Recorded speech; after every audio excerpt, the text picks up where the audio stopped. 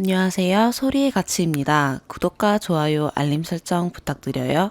오늘의 사연 시작할게요.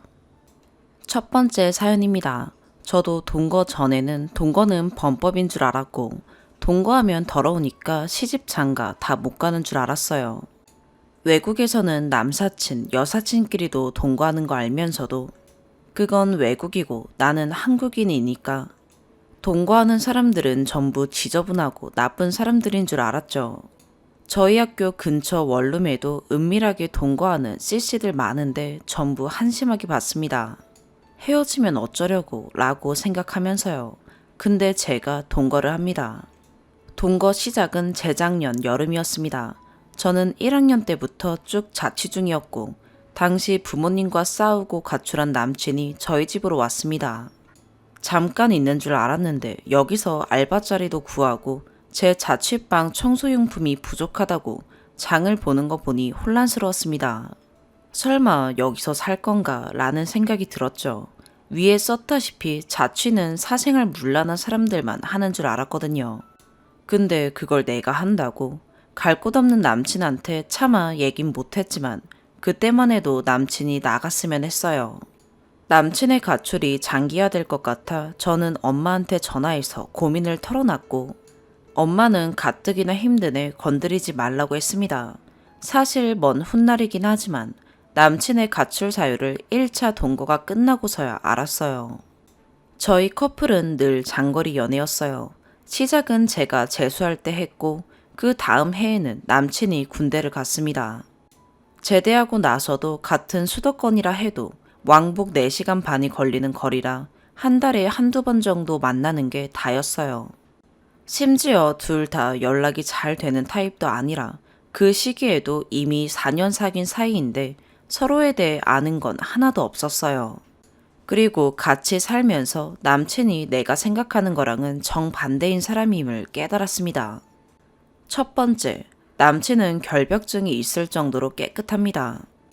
빨래와 요리를 제외한 모든 집안일은 다 남친이 알아서 했고 화장실 거울과 타일 틈까지 쉴 새 없이 닦았습니다. 청소가 끝나면 향기로워야 한다며 늘 초 여러 개를 예쁘게 배열해서 놨습니다. 두 번째, 남친은 저한테 강요하지 않습니다. 저는 제 몸만 닦을 줄 알고 정리와 청소는 소질이 없습니다. 늘 제가 청소하면 남친은 말없이 다시 했어요. 그래도 한 번도 저한테 이거 해라 저거 해라 시킨 적도 잔소리도 없었어요. 같이 살기 전에도 알고 있는 점이었지만 같이 사니 플러스가 배가 되었습니다. 세 번째, 남친은 회피형이 아닙니다. 이전에는 남친 잘못이든 제 잘못이든 다툼이 있으면 남친은 일주일까지 연락을 안 하기도 했습니다. 종종 타이밍을 놓쳐서 저는 사과를 못 받기도 했어요. 저희에게는 두어 번의 이별도 있었는데 둘 다 서로 잠수 타서 헤어졌었습니다.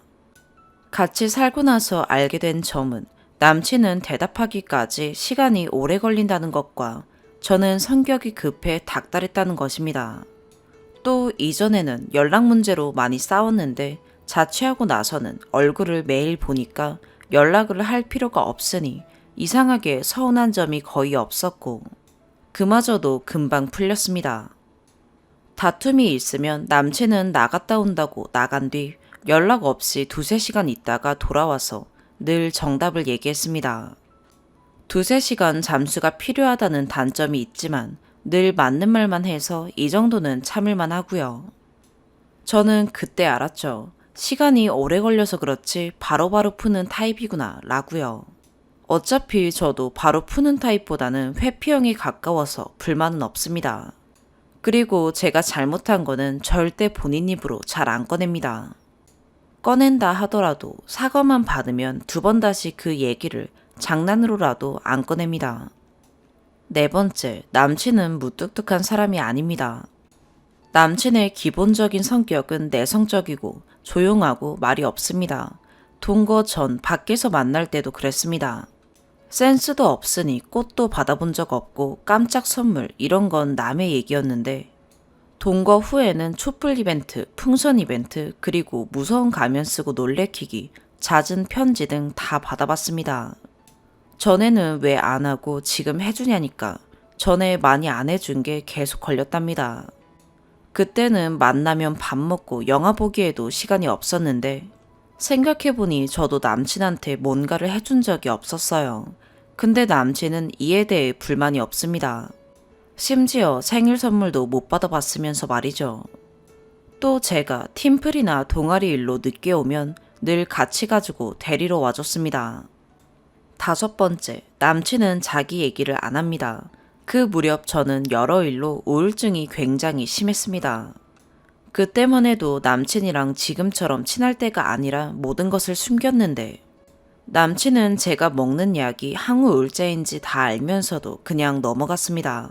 다만 극단적인 시도는 넘어가지 않았고 만약에 제가 극단적인 시도를 한다면 자기 몸에도 흔적을 남기라고 했습니다. 몰래 하면 한숨 쉬고 약 발라주고 밴드를 붙여줬는데 진작에 못 봐서 미안하다며 네 몸은 내 거니 내 거에 칼대지 말라는 오글거리는 문장을 썼었습니다. 남친도 우울증 약을 먹고 있다는 걸 저는 1차 가출이 끝났을 때 알았습니다. 6번째, 남친은 가정적입니다. 남친이 친구가 잘 없다는 건 알고 있었지만 이렇게까지 집돌이인 줄은 몰랐습니다. 집에서 남친은 청소하거나 밥 먹거나 저와 노는 게 다입니다. 남친의 외출 장소는 알바와 PC방이었는데 후자의 경우 제가 외출 중일 때만 가고 그마저도 제가 부르면 오고 가면 가는 사람이었습니다. 그래서 훗날 남친이 자기 이상한 거 못 느꼈냐고 나 게임 중독자라고 정신이 아픈 거야. 그래서 병원 다닌 거고 너 몰랐어? 라고 말했을 때 몰랐다고 답했습니다. 진짜 몰랐으니까요. 제 앞에서는 한 번도 게임을 안 했거든요. 7번째, 호칭 변화. 남친이랑 사귄 지 1년 차에 남친이 제 이름을 불러주지 않아서 싸운 적이 있었습니다. 나중에 알았지만 절 뭐라 부르는 것조차 어색하고 긴장해서 그런 거였답니다. 그래도 야, 너 이렇게 종종 부르고는 했는데 같이 살고 나서는 단 한 번도 야나 너라고 한 적이 없습니다. 너라고 불러도 되는 상황에서 땡땡이는 이렇게 부르니 가끔 사람들 많을 때는 창피해서 오히려 제가 더 했습니다.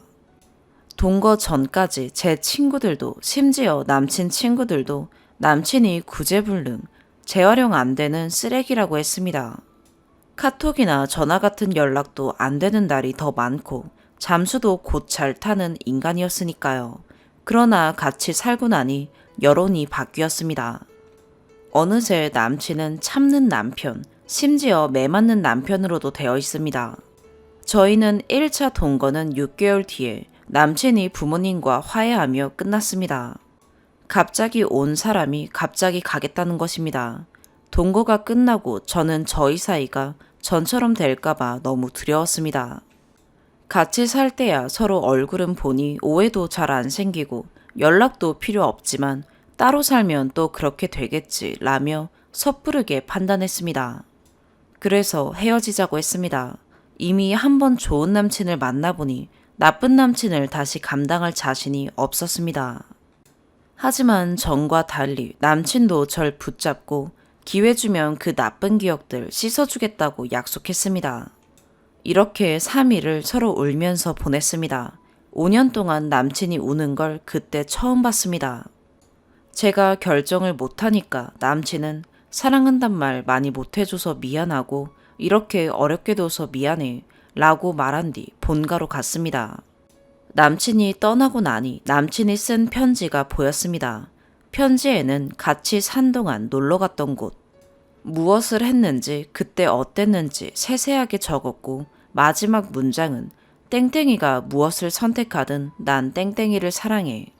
나 때문에 여러 번 아프게 한 거 미안하니까 뭐든 달게 받을게 라고 적혀 있었습니다. 매일 그 편지를 읽고 또 읽고 나중에는 외우기까지 했습니다. 저희의 2차 동거는 1년 후 제가 폭력적이고 가부장적인 아빠와 싸우고 독립한 뒤 남친 집 근처에서 시작했습니다.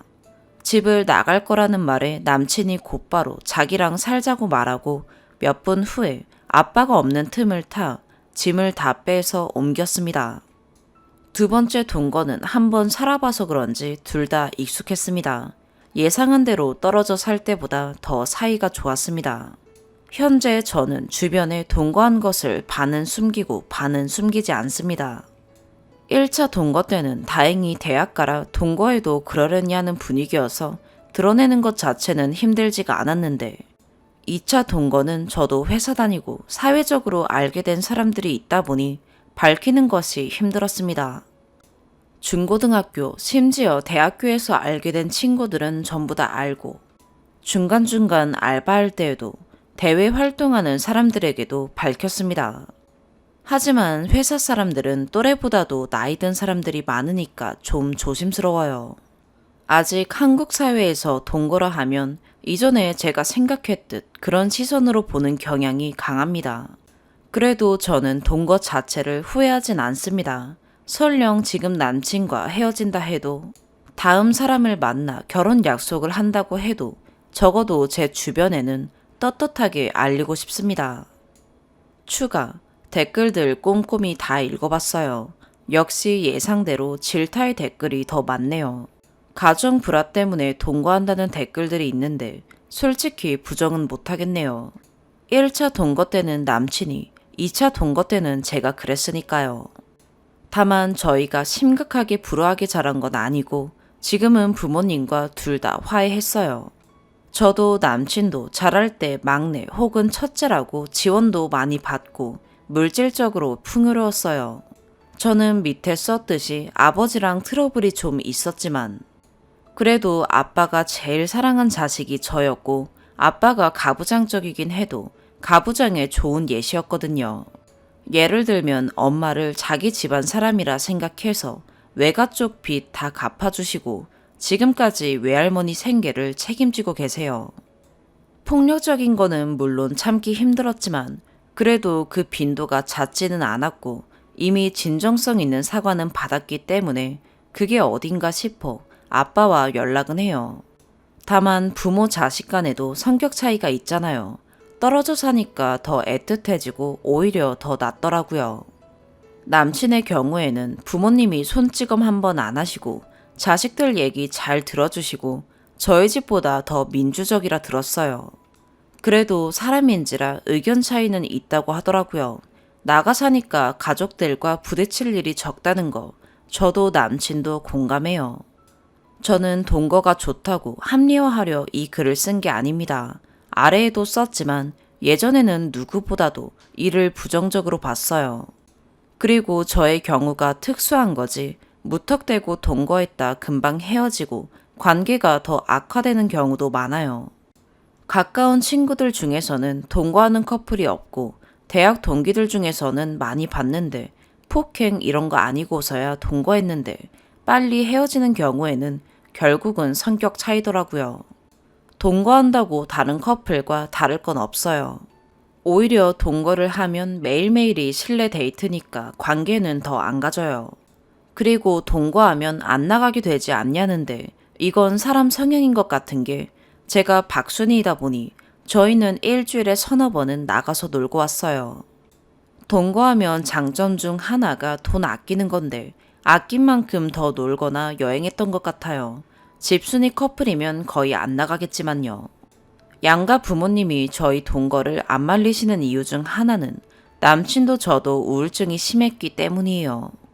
저의 경우 의사가 대놓고 동거라고 했고 남친의 경우에는 게임 중독으로 힘들어 했는데 게임보다 여자친구가 최우선순위라는 분석이 나와서 저랑 같이 사는 게 낫다고 결론 내리셨어요. 남친이 원래 어둡다 밝아졌다면 저는 날뛰다가 안정되었습니다. 지금 남친은 약을 아예 안 먹어도 되는 상태고 저는 먹는 약의 개수가 줄었어요. 서로가 서로의 치료제라 이제는 서로 없이 사는 게 더 상상이 안 가요. 뭐 결혼까지 갈지 안 갈지는 당장은 모르겠지만 아마 전자가 아닐까 싶어요. 하지만 헤어진다 해도 저는 동거 경험을 후회하진 않을 것 같아요. 다른 사람이 제 과거로 힘들어한다면 그럼 그 사람을 위해 제가 떠나는 게 맞겠죠. 동거를 바라보는 관점이 사람마다 인식 차이가 있어 좋다, 나쁘다 할 수 없는 것 같아요. 만약에 지금 남자친구와 헤어지고 다른 사람을 만날 경우 그 사람이 동거를 해봤다면 저도 고백하기 쉽겠지만 아니라면 최악의 경우 이별까지 생각해야겠죠. 당연히 밝힐 거고요. 지금도 회사 사람들만 모르는 거지 제 주변인들, 심지어 양가 가족들까지 다 아세요. 딱히 지금 남친과 결혼 전제로 만난 적은 없지만 그래도 남자친구의 본 모습들을 보며 남편감으로는 좋겠다는 생각은 늘 해요. 익명으로 글 쓸 수밖에 없지만 SNS에는 티내고 있어요. 회사 사람들한테 안 밝힌 건 제가 정규직이 아니라서 그런 거고 정규직이 된다면 밝힐 거예요. 아무튼 글 읽어주셔서 감사합니다. 두 번째 추가하려다 글이 길어질 것 같아 남길게요. 동거 나쁘게 보시는 거 좋게 봐달라고 한 적 없지만 사실이 아닌 거에 대해 할 말은 해야겠네요. 저보고 임신 많이 하고 아이를 지웠다니 성생활 문란하다니 막 자랐다니 별별 말 많던데 아직 많은 나이는 아니지만 26년 평생 임신해 본 적도 원나잇도 해본 적 없어요. 남자친구 사귄 횟수는 지금 남자친구 포함해서 3번인데 한 번은 고등학교 때 1년, 다른 한 번은 지금 남친과 몇 달 헤어졌을 때 한 달 사귄 사람 이렇게고 관계는 지금 남친하고만 가졌어요. 이건 TMI인데 동거하면 오히려 더 관계 안 하게 되고요.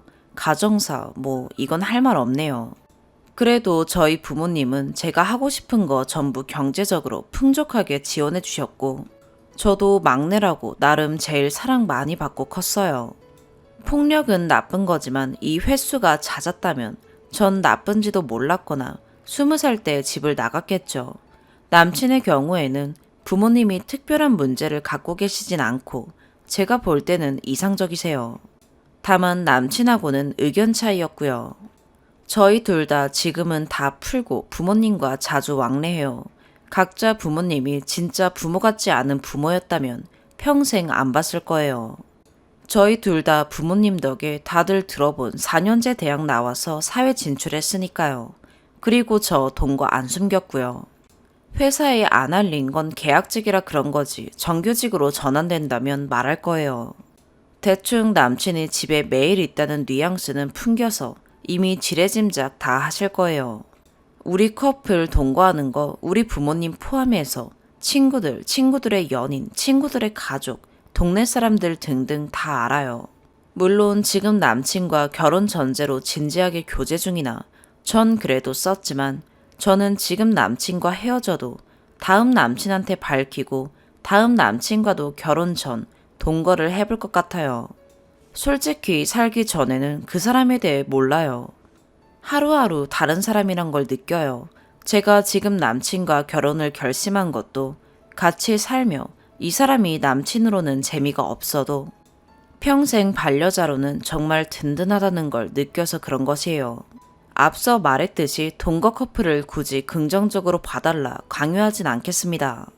제게도 한때 동거는 질 나쁜 사람들이나 하는 거였으니까요.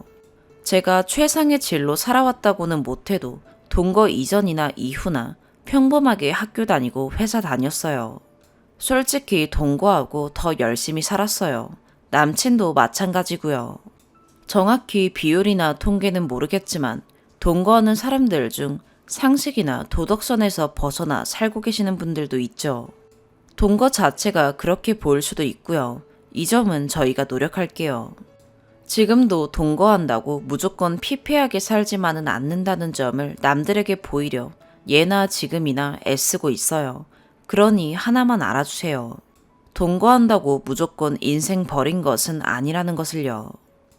두 번째 사연입니다. 지금 시간 새벽 3시 반에 뜬 눈으로 잠도 못 자고 하루 종일 아무것도 못 먹었는데 몸이 힘든지도 모르겠고 정신을 못 차리겠어서 너무 힘든 나머지 여기 글을 씁니다.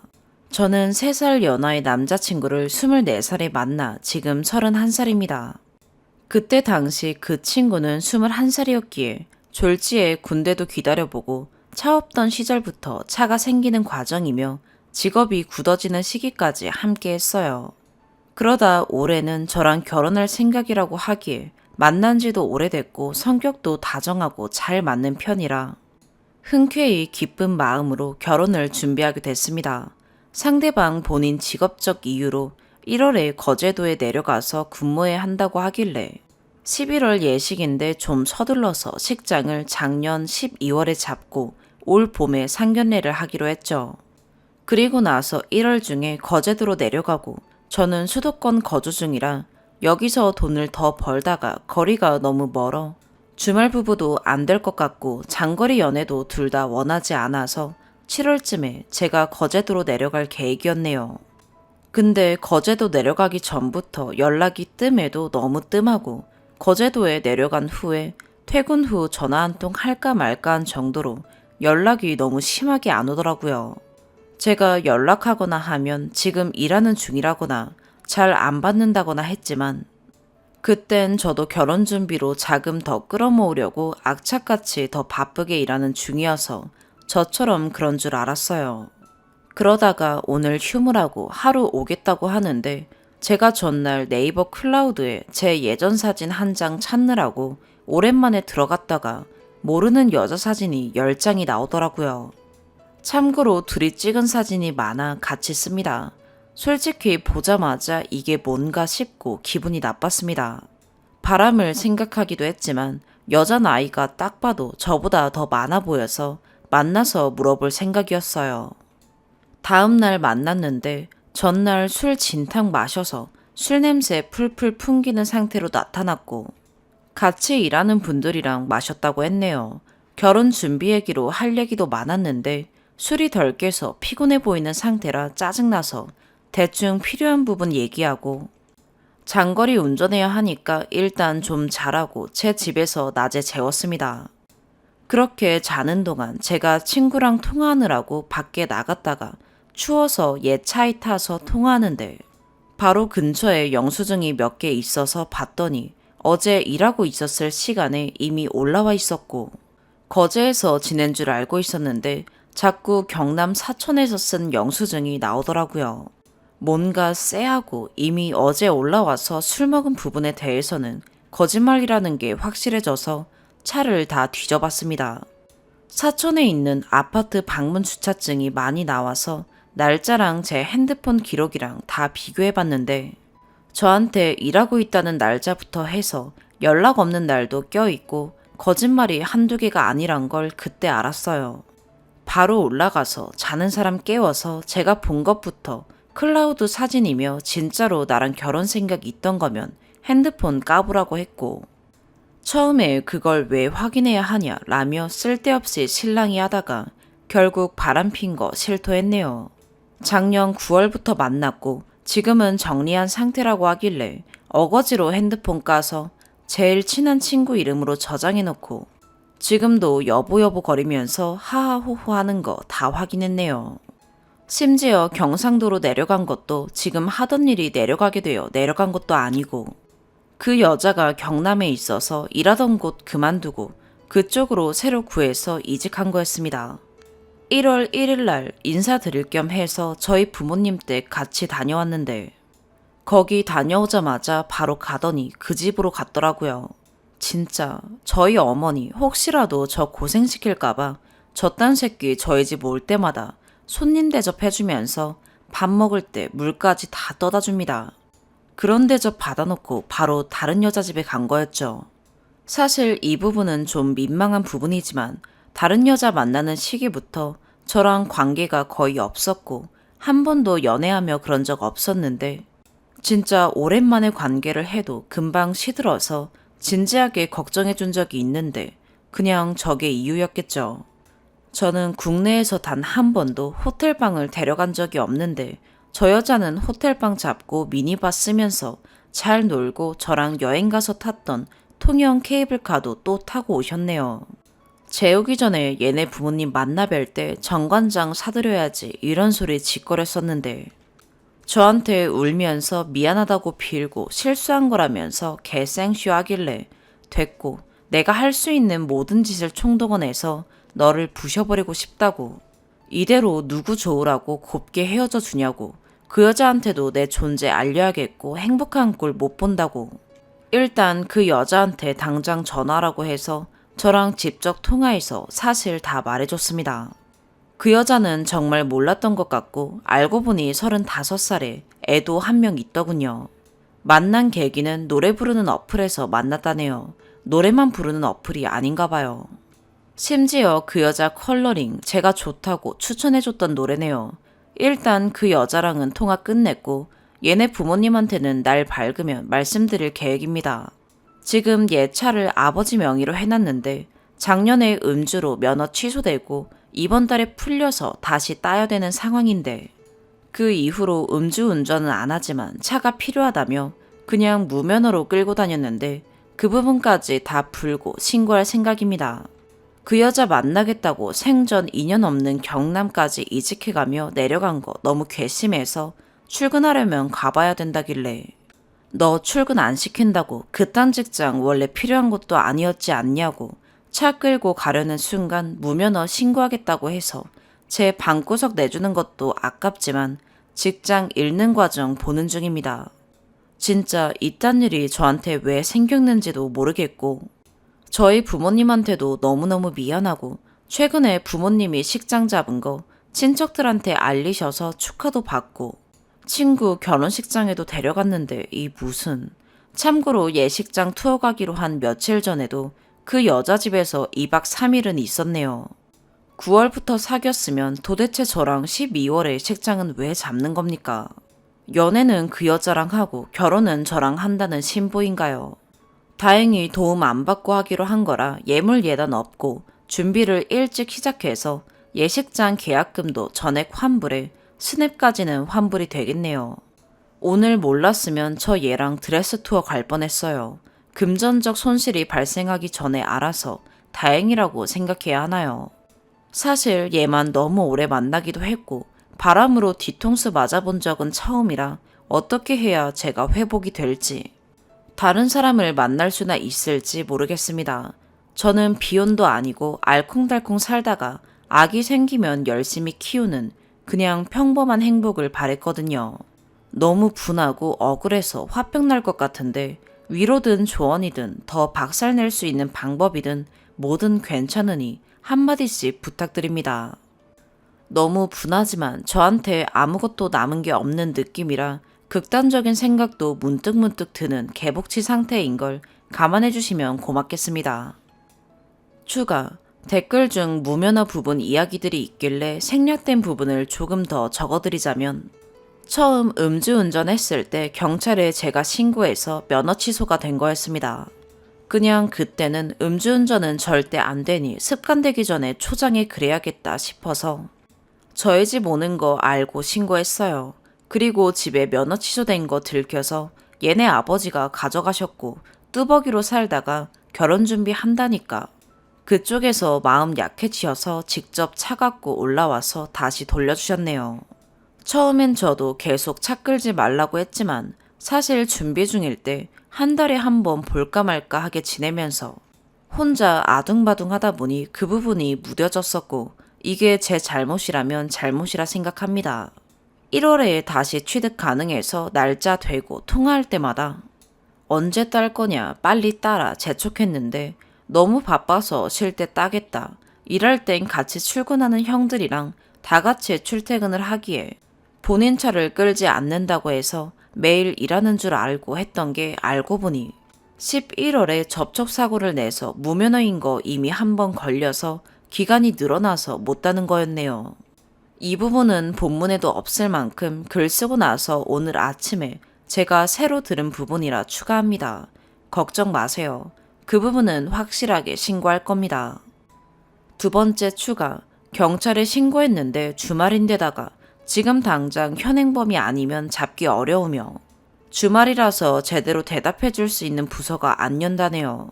제가 가지고 있는 증거들로는 확인할 수 없다고 보내달라 하지도 않고 계속 바쁘다 하고 제가 사고 이후 계속 타고 있고 신고 의사를 밝혔는데도 계속 탄다고 했는데도 뭐 어쩔 수 없다네요. 저희 집 앞에 주차해 놓은 시간대도 알고 있다고 CCTV로 확인할 수는 없는 건지도 물어봤는데 저보고 짜증내면서 거기 CCTV 있어요? 묻고 있네요. 집 앞 골목이 사거리라 CCTV 있다고 대답하니까 CCTV 화질이 영화처럼 선명한 거 아니에요 하더라고요. 심지어 노치록도 갖고 있다고 했는데도 바쁘다 해서 끊었습니다. 신고하는 통화가 더 성질나네요. 짜증나고 더 이상 엮이기 싫어서 관련된 거 하나부터 10까지 싹 다 정리하고 마음도 비우는 중입니다. 물론 아직 잠은 잘 못 들지만요. 스스로 놀랄 정도로 하루에 한두 번 짧게 괴로운 거 빼면 쇼핑도 하고 싶고 머리도 하고 싶고 회복이 빠른 것 같아요. 한두 번 괴로운 게 좀 많이 괴로워서 문제지. 사람 만나고 헤어지고 다른 사람을 만나고 그런 과정들 생각보다 별거 없는 것 같아요. 취미생활도 시작하고 친구들이랑 이런저런 얘기도 하니까 새로운 미래가 궁금한 마음도 들어요. 쓴소리도 듣고 다른 시각의 의견들도 듣고 위로도 많이 받았네요. 감사합니다. 보란듯이 잘 살게요.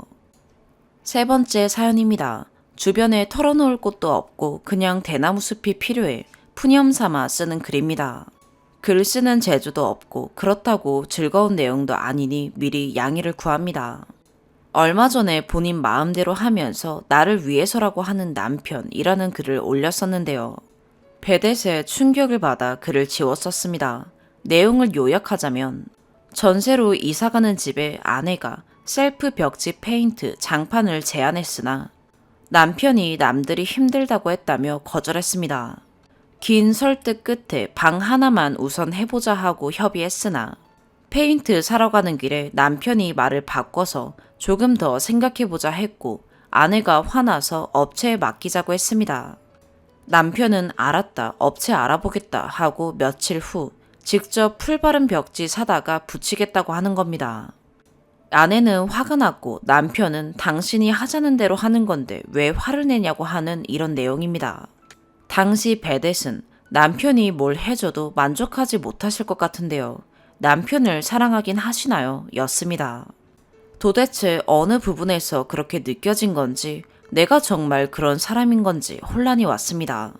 저 일의 결론부터 말씀드리면 저날 싸우고 며칠 후 대출 문제로 또 싸우고 나서 남편이 다 맡기겠다 했습니다. 제가 맡기라 한 거 아니고 도배장판 이야기는 나오지도 않았어요. 그런데 며칠 후 장판은 내가 하려고 라는 말에 토악질이 났어요.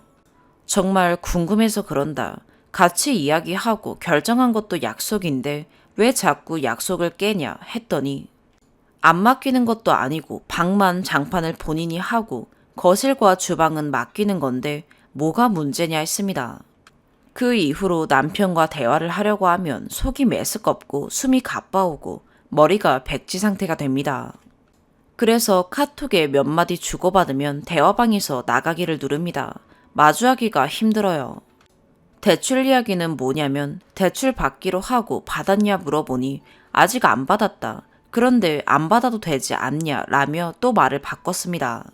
이것도 대출 받기로 하고 받았냐 아니 받았냐 아니 몇 번 반복한 상황이었습니다.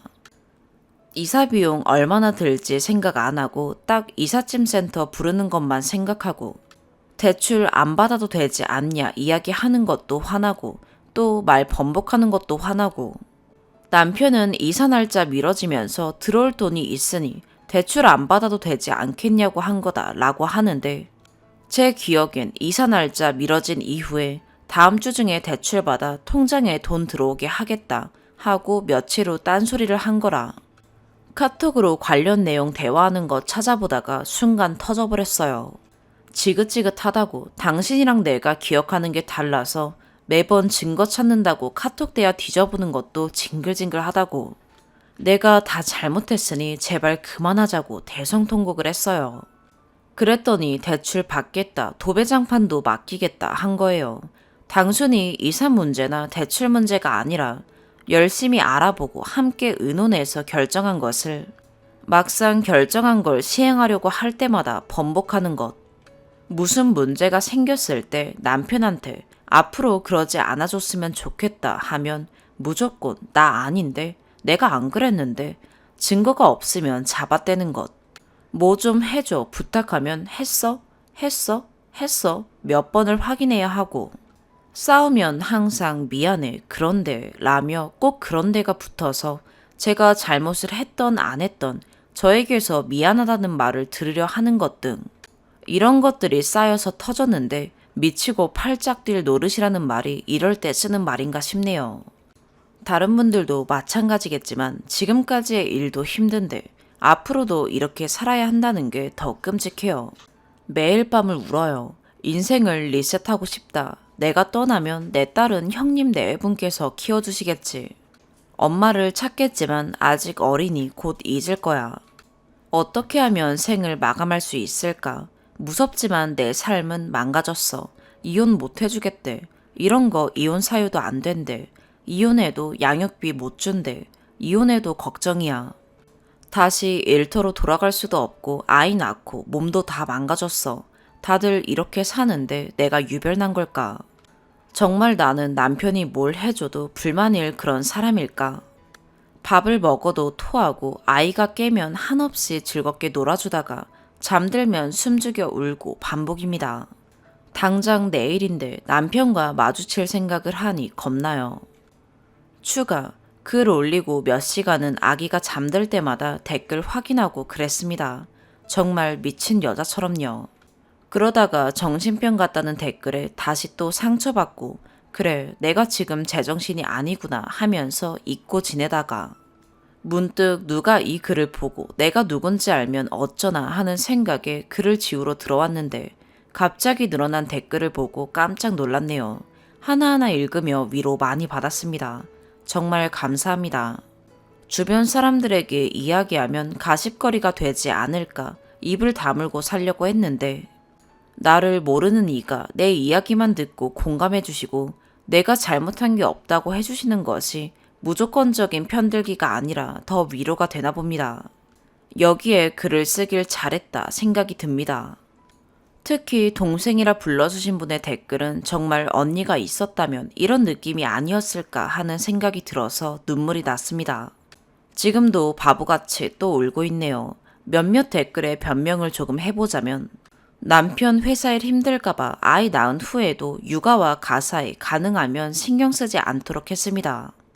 남편이 결혼해서 빨래, 청소, 요리한 적이 5손가락으로 꼽을 정도고 양가 대소사도 제가 다 챙깁니다.